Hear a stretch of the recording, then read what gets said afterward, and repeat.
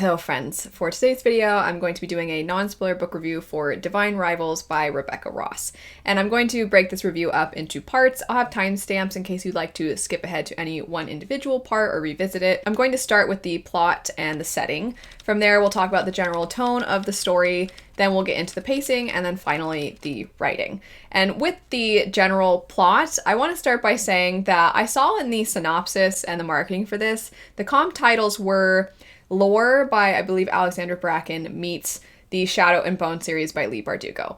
And while that was intriguing, that wasn't necessarily what pulled me in, and also after having read it, not the comp titles I would give this. I would say this is more of like Wonder Woman, the first new one, meets The Flatshare meets Studio Ghibli. That was the feeling I got. And so I want to describe the plot, but then also why I'm giving those specific comp titles and how those individual things, if those have piqued your interest, you might want to know where the parallels are as far as my comparisons. So the setup is that you follow two young people. You have Iris and Roman. And Iris is more so the main character of the two, but they do both get their own perspectives throughout the story. And they are both rival journalists. They are both competing to try and get the spot of columnist at the area that they work at. And they come from extremely different backgrounds. Roman seems to come from a lot of money and a lot of privilege, whereas Iris's family has sort of been torn apart by the tragedy of her brother leaving for war. And after having left, eventually it got to a point where they never heard from him again, and so they don't know if he's alive or if he's dead. This has had an immense amount of weight on the family, specifically the mother, who is now suffering from addiction. Iris has to try and get by on very little because their mother has kind of spent all of their money. She can't really work or keep a steady job. And Iris not only feels the pressure of wanting to become columnist because it's her passion and the thing that she excels at, but also because she wants to be able to care for her mother and help her mother, have her mother get the kind of care that she needs. So she has so much weight on her shoulders, and on top of all that, of course, she too is worrying about her brother. She also is constantly wondering if he's alive.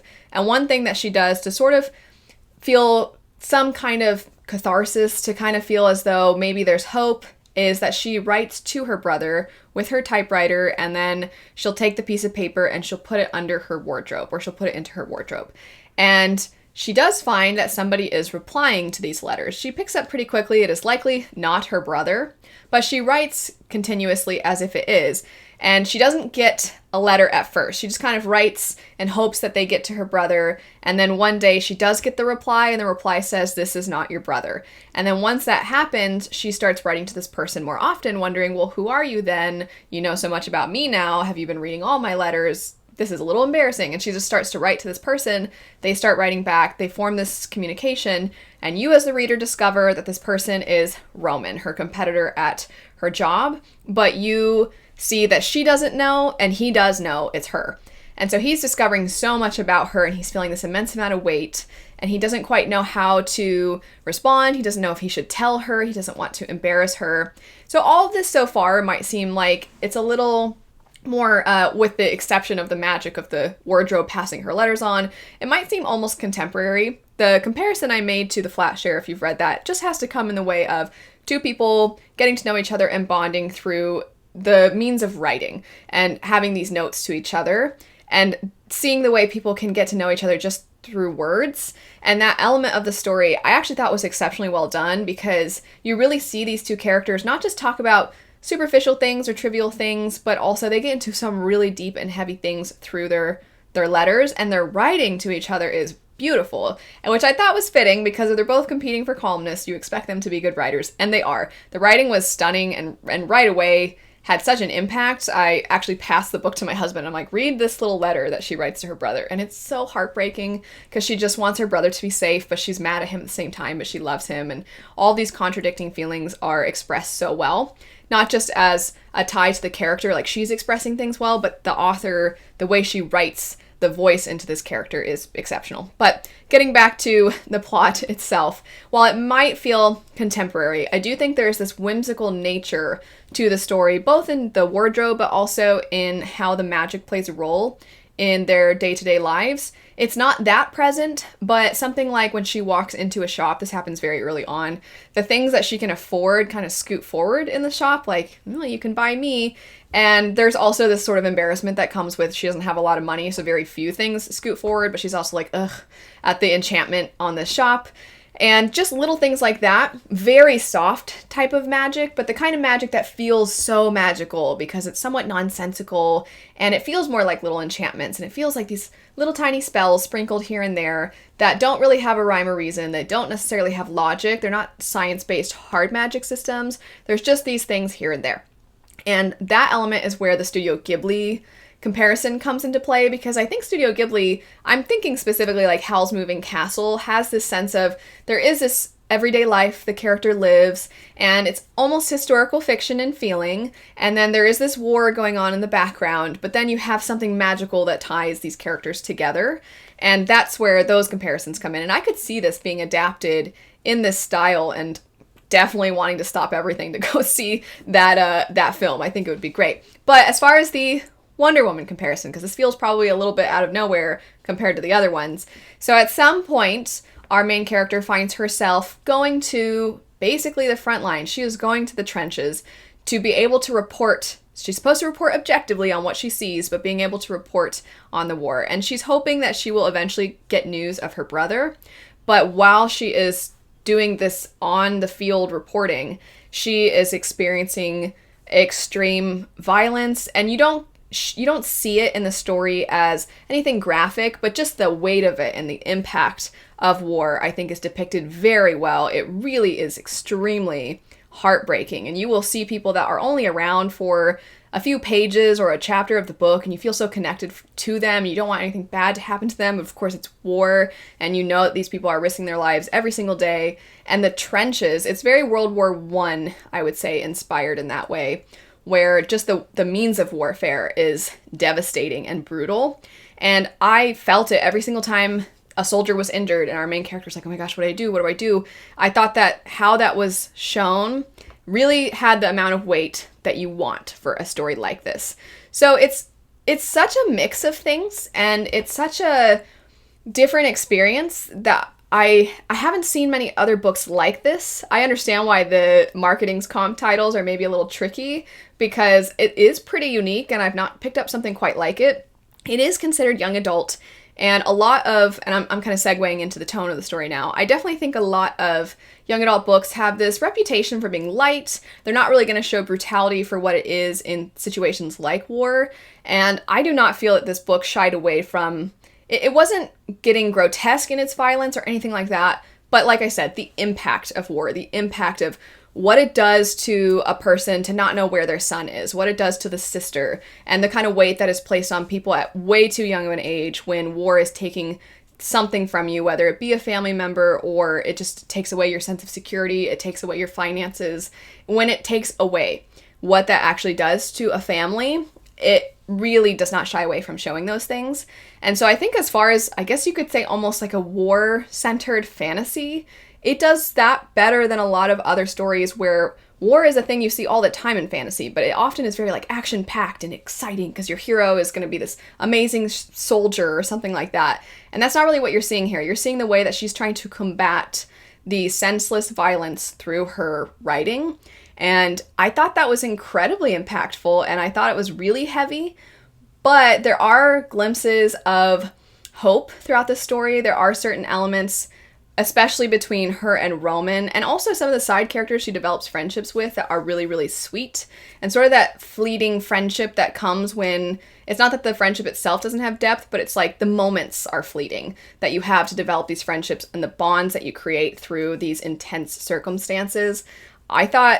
I was just so taken aback by every single thing in this story. I was like, oh my gosh, and I was getting teary-eyed, or I was finding myself smiling. And I think that the label of YA, as well as a lot of the covers, they look very sweet and happy and like charming. So I thought I was going to go into this one and have it feel a little bit more on the romantic side, have it feel a little bit more of like fluttery butterflies, sweetness, and there are really sweet, precious moments in the story, but they are side by side with the heavier things. So I had a list of words that I thought captured the overall tone.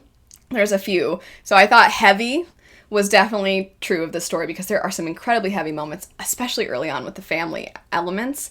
Whimsical, I really feel that whimsical is the perfect way to describe the magic of this. Romantic, gut-wrenching, and sweet. Seems like such a mix of things and things that you wouldn't necessarily expect to go together. But I also think one of the words that I noted that the main character Iris uses quite often is contradiction. The way she feels often is a contradiction of another feeling she has, or her trying to puzzle out her thoughts on something like, oh, I feel this way, or I think this, and those two things are not, they don't mesh, they don't go together, but that's the truth of it. This is how I am, this is how I feel. And I think that's true of this story. It's like a contradiction of so many different things, of the lows and the highs, and it captured all of them, and it showed all of them exceptionally. I was really impressed by it. If you're somebody who doesn't typically like YA, for whatever the reason may be, maybe you find that it tends to have too light of a tone, or it tends to be focusing on themes that you just don't personally experience at the time of your life that you're in, those sorts of things. This one might be worth checking out because it really taps into things that I think sort of transcend age range and are going beyond just what you experience when you're young. I think the feeling of falling in love and those sorts of things, it is sort of there's a sweet pureness to it because it is kind of like the first love in the story that you're seeing the characters experience. But I mean, adults sometimes experience love for the first time outside of their teenage years. And also, I just think that all the other things I've touched on are things that a lot of people can connect with regardless of age. So I don't want age to prevent anybody from picking this up, age range, I should say, if they are typically hesitant of that YA label. Now the pacing. I continuously wanted to turn the page in this story, and the night I picked it up, I was planning on only reading a little bit, and then I read almost the whole book, and I stayed up way too late, and then I got to a part where, like, things were going okay, and I'm like, oh, I don't want to keep going, because I'm actually so nervous as to what's going to happen, and I'm pretty scared. This book is making me worried. So the pacing, I always wanted to turn the page, but not necessarily because you're just constantly, like, in the trenches and it's high stakes, but because of just how connected I felt immediately to more Iris than Roman. Roman, actually, for a while, I'm like, I don't like this guy, but he grew on me as you get to know him.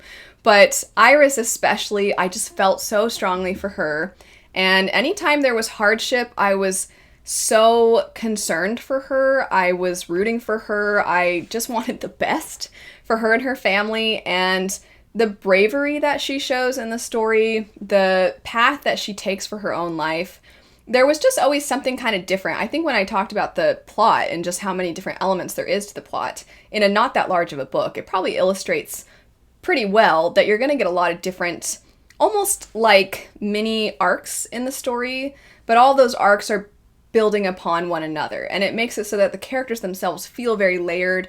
You're seeing them as they're enduring some of the hardest moments of their lives while also finding some of the most beautiful and joyful moments, and they're finding those within the awfulness that is war. So I just think that so much of the pacing, it came down to not action or feeling fast-paced, but always wanting to know what would happen next to the characters. I also think, though, that the themes, I didn't really have a special spot for themes when talking about the different sections I would be diving into, but I do want to talk about the themes because they tie to the pacing, because you see these sorts of things present and you're expanding on them, and seeing how they build is something that made me constantly want to turn the page. So a few of them, and as cliche as it sounds, I do think one of them is that life is short. So really, if there's something you care about, if there's a person you care about, go for it and don't be afraid. Push yourself, because you only have this one life and it can end at any moment, and you never know, especially with how easy it is to lose somebody in your life.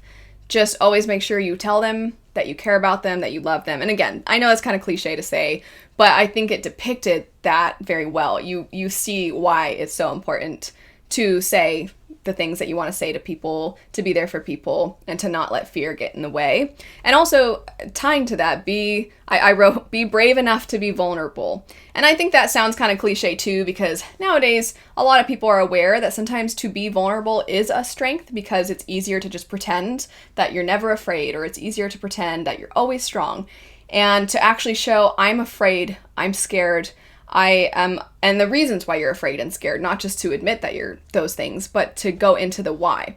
And she has in her writing, in Iris's writing, this analogy of like feeling like there's armor on, and you just kind of want to slowly take the armor off and allow somebody to see those pieces of you until maybe someday you can stand without your armor. And I was like, oh, it's so good. She words it much better than I'm wording it. But that theme of being brave enough to be vulnerable, but also she's so brave in just how she stands up for what is right. And as somebody that doesn't have military training, and she's going to these places where she could very easily die, she could very easily get in the way and lead to somebody else's death, but she's trying so hard to make sure that she gets people's stories out there, that she really depicts the war as it is, because a lot of the rest of society feels comfortable and safe. They're sort of turning a blind eye to all of these atrocities. And so forcing this serious, heavy thing onto herself and the trauma that comes with it, having to endure that for the sake of other people and for the truth, and to stand up for what is right, I think is also another really, really heavy theme in the story, but another one that is very vital to the characterization and also just the plot itself. We also see so much about heartache and grief and loss, and in ways that I thought it was not something that would be easily forgotten. The characters do experience the loss of loved ones, and the way that they process it, the way it sticks with them, and it's something they never fully heal from. They just sort of change. And sort of like it goes from being an open wound to a scar, but it's always there, is something you see throughout the story, and how it impacts how they behave and how they treat each other, and why they're afraid sometimes to be vulnerable again, because they have loved and lost before. It's very realistic. It's not just for the sake of plot, like, oh, this character's just, they're afraid to be vulnerable, so they don't communicate, or something like that, because so many of us are so frustrated with those sorts of plot lines and stories. And this one, I was never like, oh, geez, these characters are so annoying. I was never annoyed with them. Their feelings always felt very relatable, very real. Sometimes they would be slightly aggravating, but in a way that I thought was good, because it actually showed them behaving like actual people. They weren't perfect. They weren't exceptionally annoying for the sake of having some kind of third act issue in the plot, which I feel like so many of us expect, and then are like, all right, let's just get past this already. And then the last theme that I think was really important, and that kind of ties to a lot of the side characters, is just that the strength of community in how much we can really elevate when we work together, and the power of our voices and our words, which is so tied to the writing of the story, and the letters and the emphasis of that, how we can connect and how we can use those connections for the greater good. I thought all of that was fantastic. The last thing I want to hit on is just the balance between the story and the love story in this book. Because I know some people might be wondering, like, is this primarily a love story? Because I like there to be a little bit more. The love story is woven into the rest of the plot in a way that I don't think you're ever losing plot for. It's not like that gets set aside for the love story to take the center stage. I think it develops in a way that feels very real to how humans fall in love. We fall in love with life still pressing on us, whether it be what's going on at home, what's going on with finances, what's going on with our friends and our family and our jobs. There's so many other things that happen, and then we tend to fall in love with all that still happening. And then when you add in turmoil, like something with the war that's going on in the story, then you mix that in, and to find love, it's like you really want to latch onto it even stronger, but you also recognize how much other people still need you, and you sometimes have to press pause on this over here. But if you really do love each other, there is that understanding, like, we might have to stop sometimes for the greater good or for these other people. We can't just constantly be basically like, well, I know the world is ending, but like, our love, that's not that issue ever. That was basically never an issue. They would find moments of happiness, and then their friends, they would like encourage it because it made them happy too, and you're like, oh, it's so cute. And then something tragic would happen, and you're like, no, and it just balanced it all perfectly, I thought. So I thought that I was not upset by the amount of plot versus love story plot, I'll say. So, if you've seen the hype for this and you've been on the fence and you're not sure, I really liked it. If there's anything I talked about, though, that made you think like, oh, actually, I don't know if that would be for me, then, obviously don't pick it up if it doesn't sound like something that would be your cup of tea. But I thought it was definitely worth the hype. I was very impressed.